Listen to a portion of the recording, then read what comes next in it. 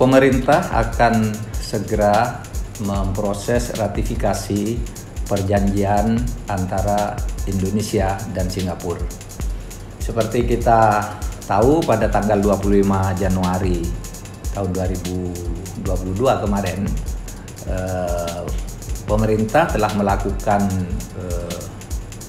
perjanjian kerjasama antara pemerintah Indonesia dengan Singapura di dalam 3 hal. Pertama,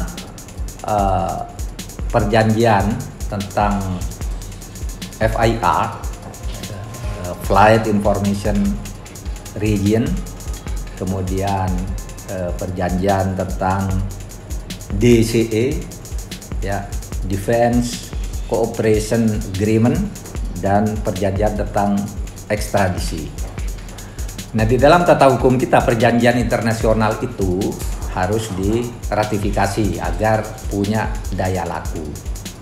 Oleh sebab itu, pemerintah memutuskan agar akan segera memproses ratifikasi.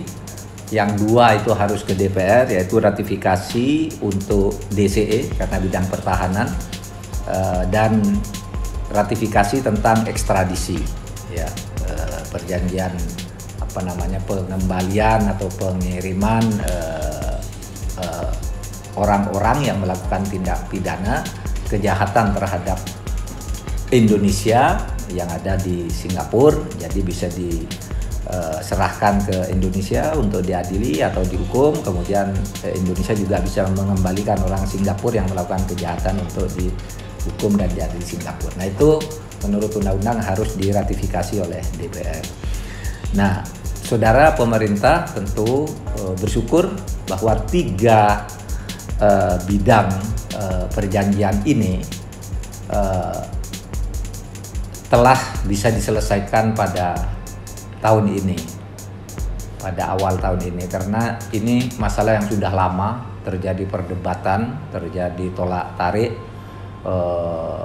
apakah ini perlu, apakah ini satu paket atau tidak, dan seterusnya. Sekarang sudah difahami semua, kedua negara tentu saling diuntungkan, dan Indonesia sendiri ini akan memperoleh keuntungan karena kita banyak punya pelanggaran hukum pidana di mana orang-orangnya lalu lari ke Singapura atau menyimpan asetnya di Singapura dan macam-macam begitu.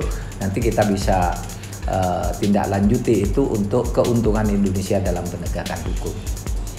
Itu aja.